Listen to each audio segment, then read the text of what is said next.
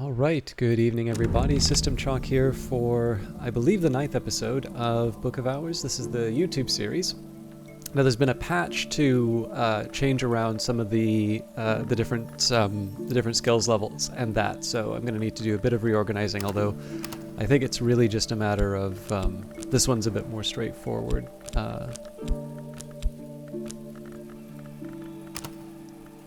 The other save where there's a lot of skills, it's a little more difficult. I don't think this is of significant interest to anybody, but I have changed it to half a card, and this is mostly just because I found eventually with the extended window, it would actually sometimes drag the cards down to the bottom when I use the one card level. So if anybody happens to be having a bit of a problem with that, that's how I solved it for myself. Now, this is the Monday episode, and the fact of the matter is, I think I showed this in the previous week's episodes.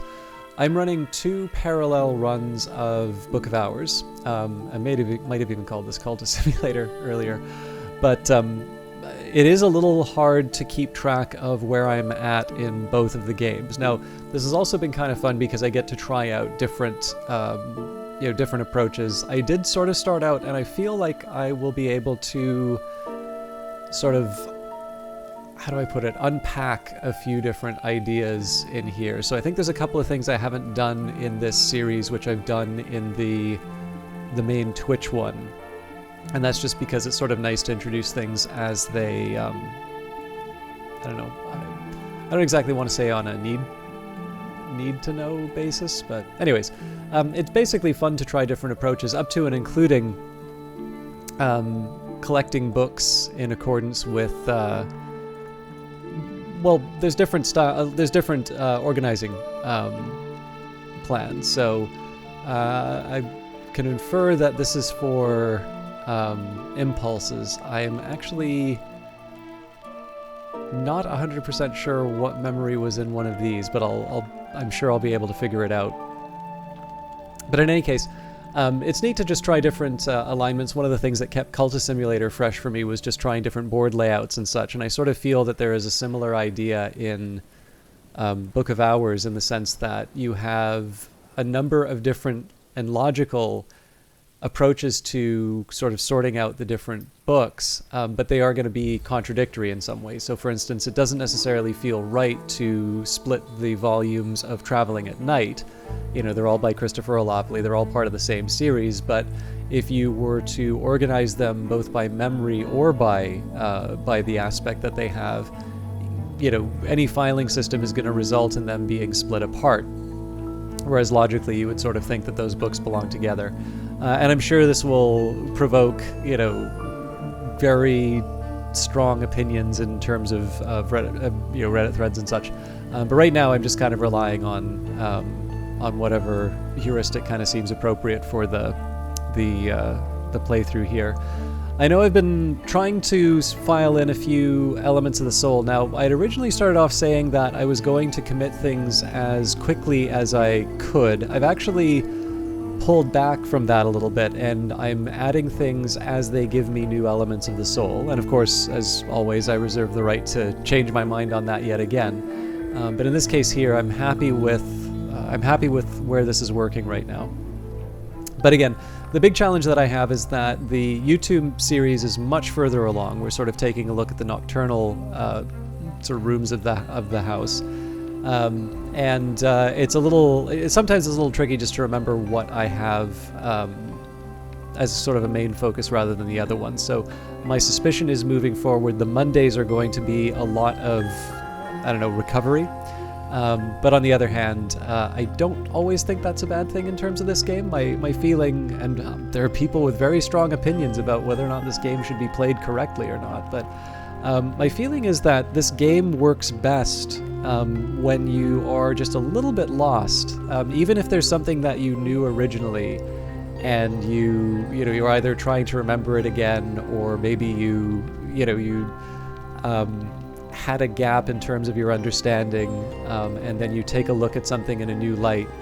That to me is where the biggest rewards of these games come from. And I think one of the reasons for that is it can be a really great motivator to read and reread certain texts. So Thyrza Blake, you'll hear about her once. And it's like, okay, that's a familiar name. And then you read, a text, and it's like, oh, okay, I learned a little bit more about Thyrza Blake. It's like, oh, actually, this Thyrza Blake's the one who ... And on top of that, you also, with these personalities, when you start reading some of the books, you'll also learn a little bit in terms of maybe some great works that they had done. And what I find interesting about that is this can be a nice little gateway in terms of getting some hints in terms of the keeper level recipes, which we are way, way far away from doing in this playthrough. But given that, so far as I can tell, the keeper level recipes don't give you any hints, having a little bit of having a gap in understanding is actually a really helpful way to make sure you're looking at things that will allow you to to get better, basically.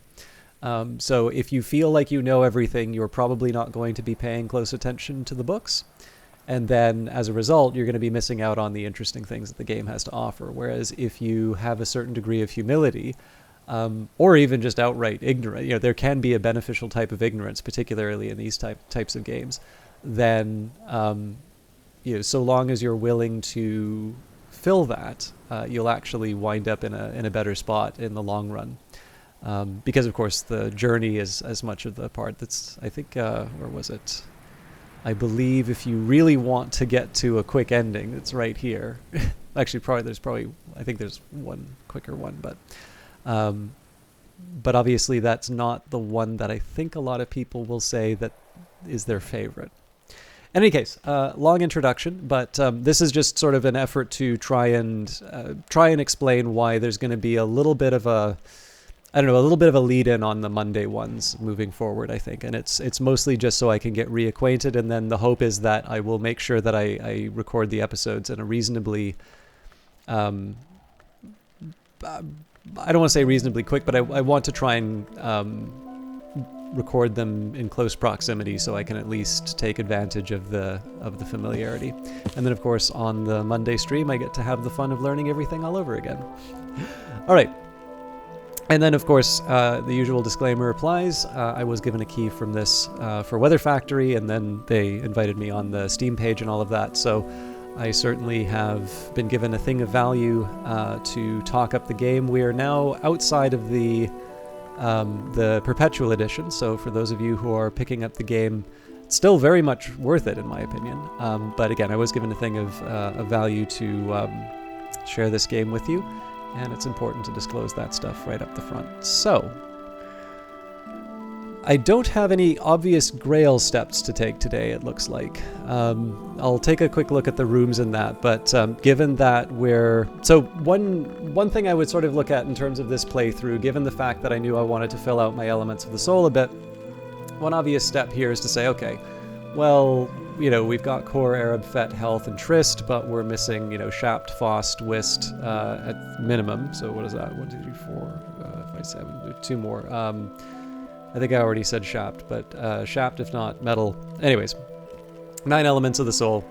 And we don't have all of them, particularly the ones that are useful for getting Reverend Timothy. And that's going to represent a bit of a block in terms of our ability to get rooms, at least without... spending a lot more money than we have. With the half crown, we don't have as many options in terms of hiring as we would if we were a bit more flush, and we still have about a season and a half to go before St. Ronwin's gives us some money. So I think it would be fair to say that the top floor of the Long Tower is off limits to us. In terms of the Motley Tower, we've got 6 Heart or 6 Sky, so that's not going to be relevant for the Rain, which is Grail and Nectar. We also have the option, again, in terms of Edge and Heart. Now, it's always worth taking a look at here. If we've got something like the Motley Tower, which is 6 Heart, it's always worth a minute to say, okay, well, what can we do for the Gloomy Room? Because that will potentially get us to the same area. The Grand Ascent,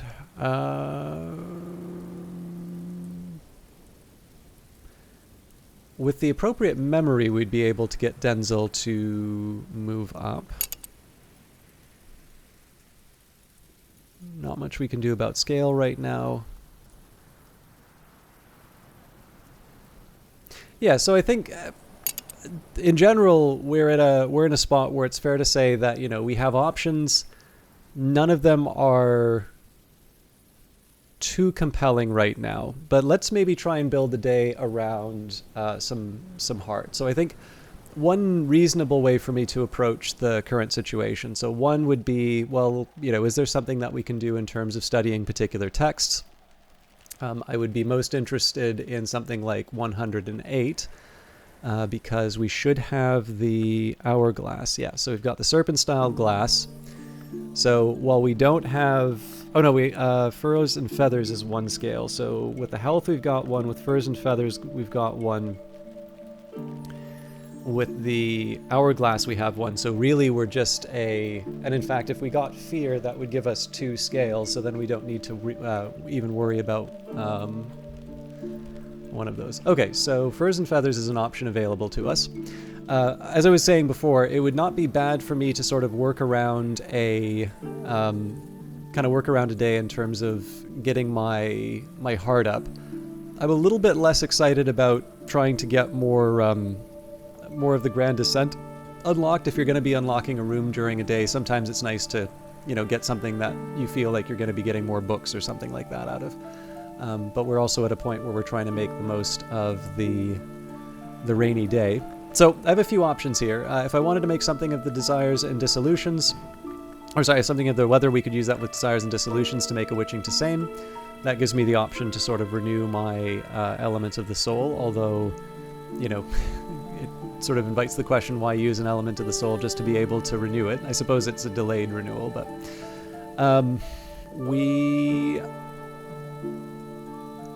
and then we have some books to catalog in addition to the cataloging. So let's say that we've got, books to catalog in addition to the one that we can read. So let's say health and core are set aside because those will potentially allow me to boost Mrs. Kill as well as perform work on the book. Now that would mean that Arab is, this is the item that I would need to use to get Mrs. Kill. And then Trist and Fet would be the 2 that I use to catalog the books. And I'm definitely not opposed to that lineup. But let's also think about how I'm going to be leveling up Mrs. Kill for the day. So we have 1 heart on its own. We can give her 2 from the core. Now, unfortunately, we haven't unlocked the kitchen, so we are short a heart instrument. So we're sort of at the mercy of the game in terms of generating that last heart that we need. Unless we were to use something like the Pillis Oat Bread, but I'm actually reluctant to do that simply because I don't know how to generate a new one right now. Mostly that's a function of the fact that I don't have the kitchen. I know there's flour in the game, so I'm going to assume that there's a way to generate the bread, but I think that's my good starting position. So it'd be nice if I could remember what I was using the Orchid Transfigurations for, but I do want to try and build this playthrough in such a way that I... Oh, actually, we're already getting Mrs. Kill. Looks like I already made that decision, but that's fine. I think I've got a clear idea in terms of how I'd like the day to go. So let's start by using our Fet to catalog a book, and I believe the Curia book has the greater threat of a curse. So we'll just consider 1 at a time, and then we'll see how the rest of the day goes. And before I commit anything like the core to Mrs. Kill's work, I'm actually going to try and get some memories off of her just to see what our options are in terms of reading. Mrs. Kill stands ready to help. You always cheer me up, she says morosely. Mrs. Kill has seen more of the world than she usually lets on. Conversations with her yield the occasional surprise.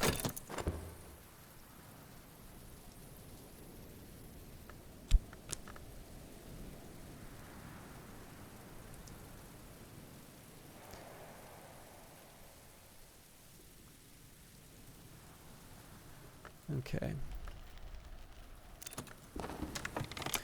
the Gemini had 3, so we still don't have the language required for that. So that's going to go in the too hard pile. Let's see. I'll stick wrapped in the king up. Yeah, move it off to the side then.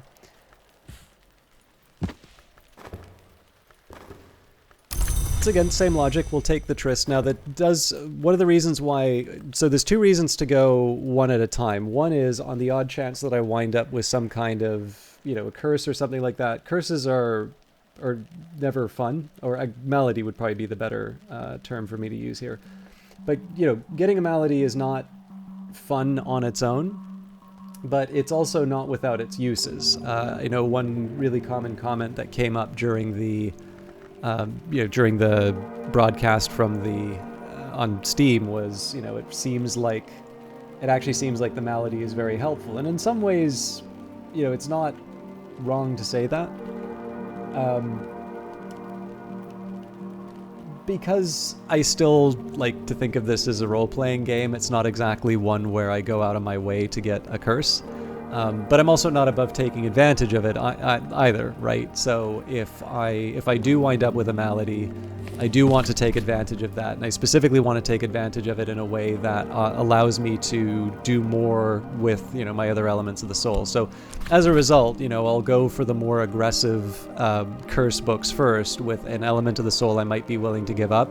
Arab might have been a better choice just because I've got a second one of it. But basically, I kind of do one book at a time with those. If it winds up contaminated, hey, no big deal. And if it goes without a malady, I've lost a little bit of time, but certainly in this case, we have a lot of books to do, and it's a day where there's not a whole lot that I can do. So I'm kind of happy to string it out. I do tend to notice, and this comes up more during the Twitch streams. I do notice that I wind up having quite a bit of time at the end of the day. So this idea of sort of relentlessly, you know, plugging in every single element of the soul at the crack of dawn, that's nice for getting everything done really quick. And if you have a clear plan about what you want to do, that can work out very well for you. But what I tend to notice, because I do think that this is a nice game to sort of try and relax with, you do carry with it does carry with it sort of the trouble where if you don't want to sort of jump in with both feet on the whole, I'm going to try and maximize the efficiency approach. And again, you know, people can play games however they want, but I do feel it's a little counter to the music and the mood that the game generally provides. It just tends to mean that the evenings wind up being a bit idle. So I don't necessarily mind dripping out the cataloging as the case may be.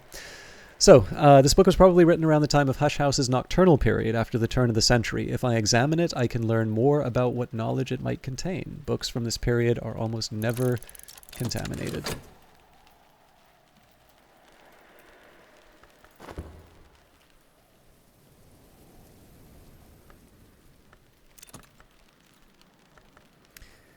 Now, all right. This is a good one with Mrs. Kill. So we've got the Memory Solace, which will give me 2 heart. We've got the Midwife's Assistance, which comes with 1, and then we've got Core now. So even though we don't have the mixing bowls, we've got 3 with the Memory, and we've got 5 with Mrs. Kill alone, which means that we should be able to open up the Gloomy Room. I think I'm willing to work with that right away. The next question, though, is, given the cataloging, do I want to try and find out what's in these texts here? There's a side of me, and the only real reason I can say this here is the idea of Red William. This might be a fear one, if memory serves. It's just that I can't really think of the Orchid Transfigurations providing fear. But there is, I think, some value in just taking an element of the soul and seeing what memories out of that, because we know we'll still have books that we need to cover. We'll still be able to open up the room, but if we wind up with fear, That actually allows us to get 108, and if I recall correctly, 108 gives us a confounding parable.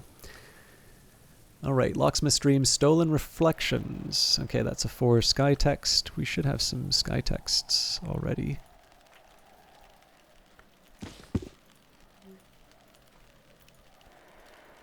They're still not easy to read because I don't have any Faust, although I do have Furs and Feathers, so I guess we'd really just need a Memory of a Storm.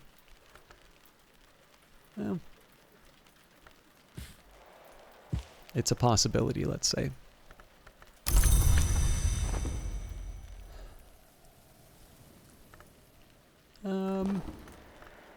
Information is helpful, so let's read the Orchid Transfigurations of Feast with our Arab. A compilation of quasi-Rosicrucian allegories, supposedly by Robert Flood. This is in the original Latin.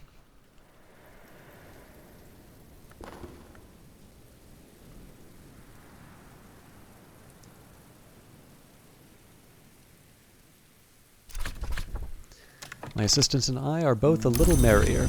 Okay, so again, we're working Mrs. Kill on her way to being able to unlock the gloomy room. We'll probably use her for memories, depending on what comes out the other end of the satisfaction here, but... Or, sorry, not the satisfaction, that comes out of the Orchid Transfigurations.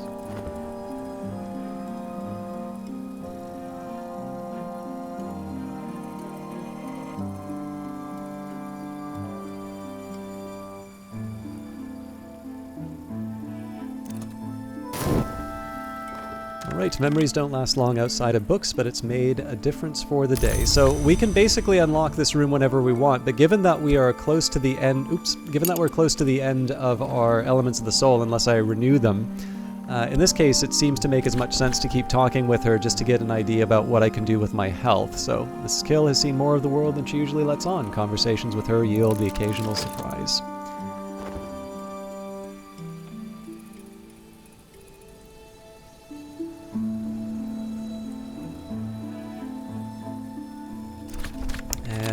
Intuition. Okay, so that's good for me to remember. Now I've put that alongside Seven Faces of Icarus.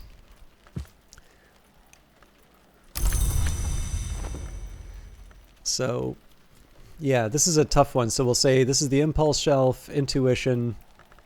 I'm hoping that the eye connection will come along. But... unless I have a way of converting the moon into... So if I have a reasonably strong moon text, I should be able to handle that, but I don't think I do. So we've got 6 that we're just sort of sitting on right now. I always have the option of taking a drink and renewing my Elements of the Soul, but again, the question becomes, is it the most important thing I could be doing? We're actually fairly close to a crossing to noon, so this is a good one for me to remember. If I get the intuition from the Orchid Transfigurations, I can take the 2 moon that comes from that. I can take the 1 moon that comes from Trist. I can combine that with Desires and Dissolutions, which brings us up to 7. And then I believe this isn't the map room. I think the map room might be... I seem to remember it was kind of a long one, so maybe it's this one. But in any case, once we get the lunar globe, that would give us another moon as well. Unfortunately, I'm still short for Furs and Feathers. I could, of course, just take a flyer on it and use my health no matter what, but we'll see what Mrs. Kill gives us. This is kind of the reason to keep talking with her. Okay, satisfaction it is.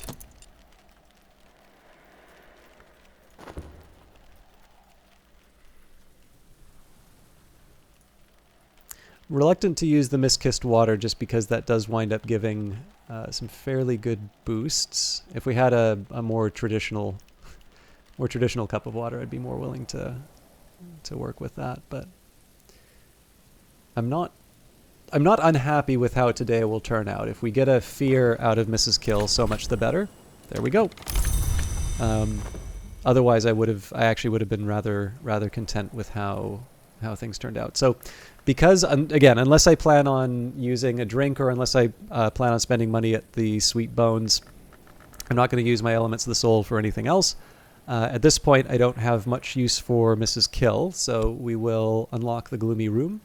The window of this room is coated thickly with black paint. A little light seeps through. Otherwise, the room is dark. Very faintly, I can still smell rotting meat. And then we can commit the last of our study. I don't actually need to worry about the desk in this case. Although, I think it'll allow me to use the... Yeah, so it's just when I'm considering that I can't use health. So, 108, Ava de Wolf discourses on the fifth history, and particularly on those who are said to have passed over from it. The great hooded princes, the Knocklong who ascended from under the mother of ants, but now, so Ava claims, honor the horned axe.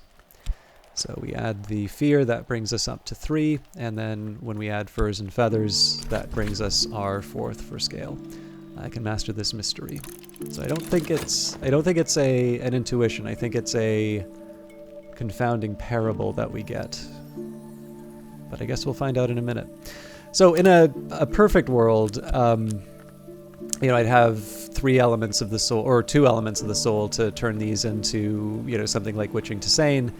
And then this one we could, I don't even know what we'd turn it into, to be honest. But I'm not so desperate for drinks. They're nice to have, but again, for today in particular, the real advantage of autumn is the nectar, the fact that you can get a 2 nectar hireling fairly reliably. And because all of the rooms that I'm trying to unlock don't take advantage of nectar, the heart is something that I get from Mrs. Kill anyway. Alright, the examination room. Hendrik de Wolf evicted the family of the healer Natan from the Barber's Tower, as it was then called. I have rooted out the Barber's brood, he is recorded to have gloated. But his great-grandson Gideon, the motley baron, for his brindled hair, restored the tower and made it a place of healing again.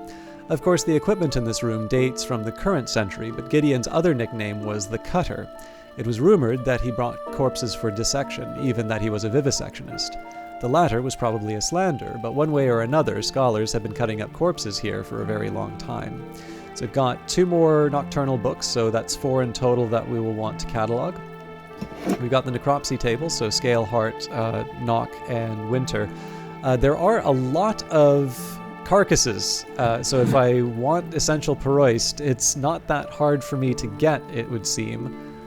There's always the question in terms of what are some of the other things that I can pick up. And you learn those over time, but again, given how I play, there's not quite the same... I don't feel there's an urgency to just go and rush into the different skills, because, there's already so many things for me to take care of in terms of just unlocking all of these other rooms. One thing about unlocking this was really more about the books. It's not that this really gives me access to any other rooms, but getting 2 additional books is still helpful. We have sort of knocked down the one that we were sort of guaranteed to get, so... Alright, the Great Hooded Princes call their library the Tomb of Lies, and it has given rise to a foolish tradition. Actually, sorry, I should take a minute here and make sure. So yes, confounding parable. So basically it's like intuition, but with a sky. So I'm going to... I think this is already going to mess around with my my plans, but I'm going to... Well, we can keep them separate, but this will hopefully carry through with multiple sessions. The Great Hooded Princes call their library the Tomb of Lies, and it has given rise to a foolish tradition that the princes are habitual liars. Of course, in fact, truth flourishes when lies are slain. On the other hand, the princes do not say knowledge is power, but rather power is knowledge. Ava has, to her regret, never visited the library. She notes that it is said to be west of the Lion and north of Victory, and suggests that although the princes are generally associated with India, their library might be further east. So this gave us pentiments and precursors, so we'll add that when we can. That's a Grail and Scale, so that's not going to be too hard for us to... Actually, sorry, we don't even need to level it up because it's the first base level. I suppose one catch here is it doesn't really provide me all that much that I don't already have. But maybe we don't worry too much about that right now because acquiring skills is still useful in its own right.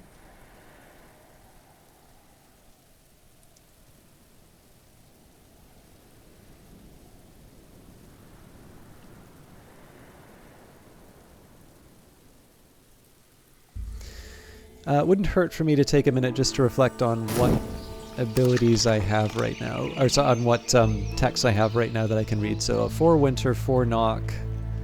So actually the confounding parable is helpful to know here, because if I can somehow get 2 knock through other means, I would be able to read traveling at night. Similar story with the Locksmith Stream Stolen Reflections. Now again, I don't have the sky, so the realistic chance here would be something like a gale. We take the gale, we combine it with the astrolabe, that gets me the 4. Of course, the catch is that in a gale, I'd probably want to use that to gain access to at least this upper level, and chances are there's some other rooms in the house that I would like to use that for. But still, it's nice to know that I have the option. We'll see what the weather brings. Speaking of gales. Alright.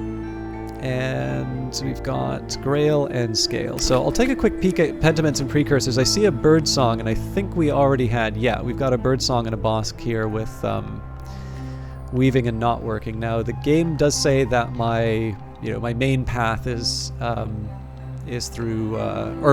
my starting path might be best suited for Bosk. As always, it's a recommendation, but it's always fun to follow the recommendations. So I suspect I'm not going to see too much with Pentiments and Precursors, but weaving and not working, so we've already got a core, and then this would be if I needed access to another health.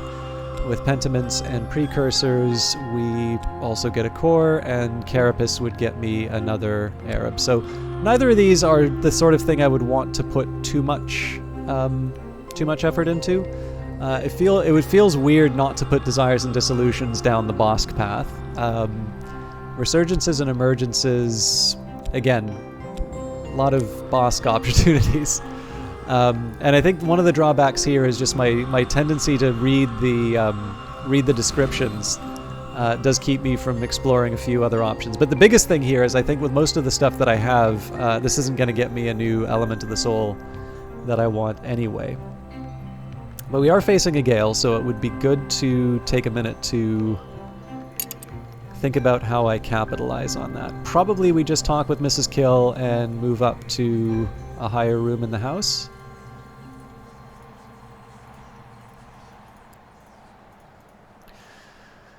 This one has a weak appeal.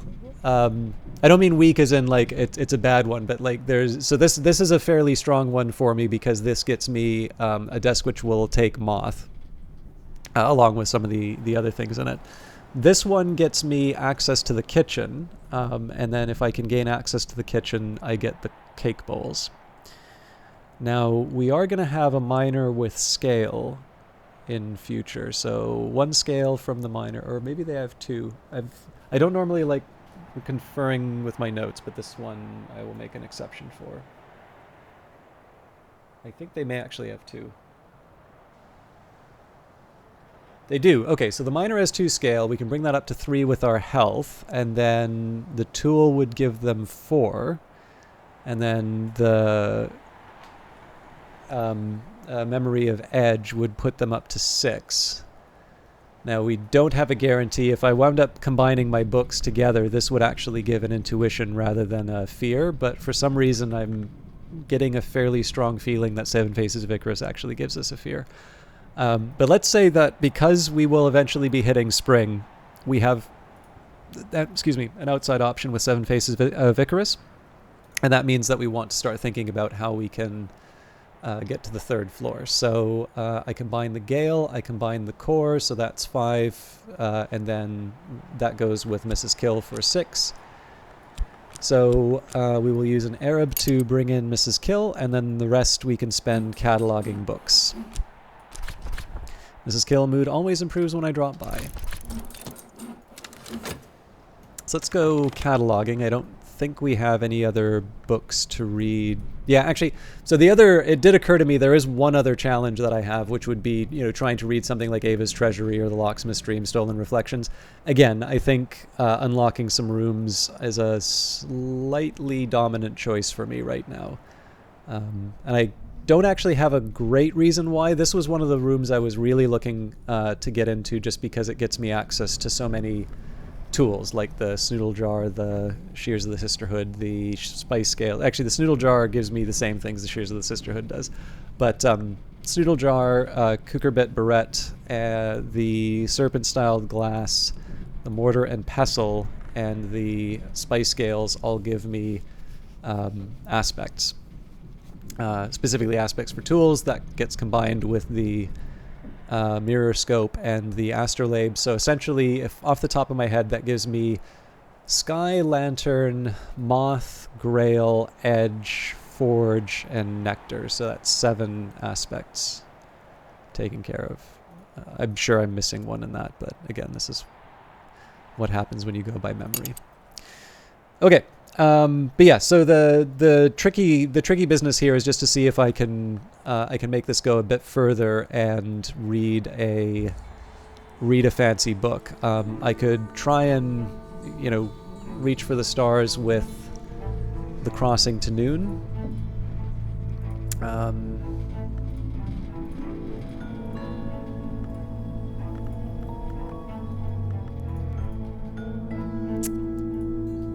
I think the way we'll do this, I'll start by cataloging texts, and then depending on how the rest of the day goes, maybe we try our luck with a few of the memories.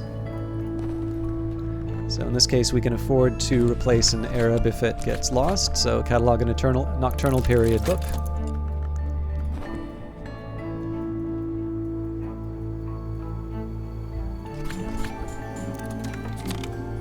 Mrs. Gill stands ready to help. You always cheer me up, she says morosely. So I think for the start, we'll just lock in the weather and the element of the soul. That way we can just mine her for memories for the rest of the day. More useful than one might expect, especially in Britain. And I must apologize for the longer runtime on this one. I do sometimes feel a little obligated. I mean, the tricky part is the half hour is sort of set based on what seems to have made people satisfied in terms of the videos going on. But I do sometimes feel a little conscious of the fact that I'm trying to find my feet again on the Monday broadcasts, and that usually takes the form of trying to catch up. So I do apologize for the extended time. We'll maybe see if we can... I don't know if we'll get to the end of the day, but we'll at least try to wrap up the day's work. So this is a great opportunity here. I'll definitely read this book. We'll use the FAT to catalog. And the reason I can feel so confident about this particular text is that Desires and Dissolutions already has 4 moons, so we could actually read that with any element of the soul. Let's take advantage of the weather while it lasts. So we will talk with Mrs. Kill about core. Everything goes easier with a song.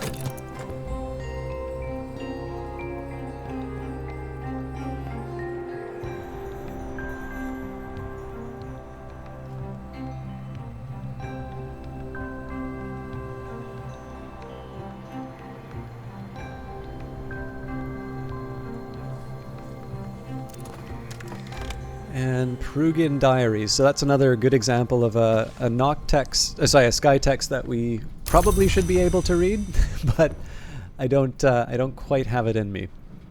So we might as well go with What Does Not Bark. Alexander Probst writes warily of Calyptra, a law, principle, or society which prevents the dissemination of dangerous knowledge. And actually, given that we are going to be getting some new knowledge from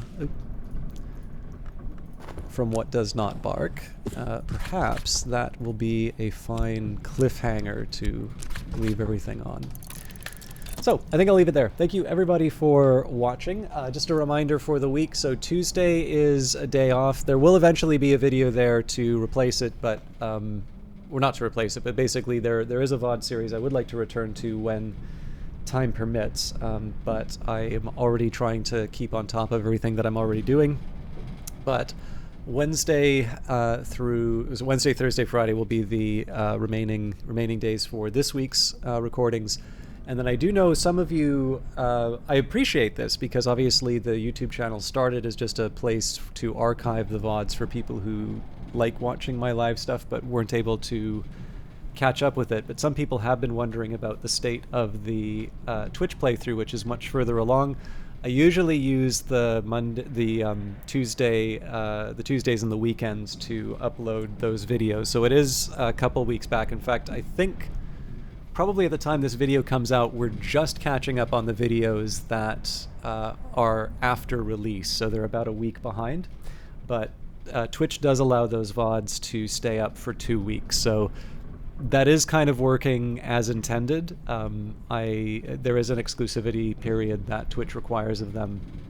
So people, if they really want to stay on top of things, can watch them there. The thing is that, you know, there's only so many episodes I can do in a given day, or in a given week. So it usually means if you're at the bleeding edge, it usually means that you're going to be waiting a while for things. And anybody that dedicated to my stuff, obviously I owe a big thank you to, but I know inevitably that's going to be somebody who's disappointed just because there's, you know, only so much time I have for creation. But one way or another, thank you very much for watching, particularly an extended episode.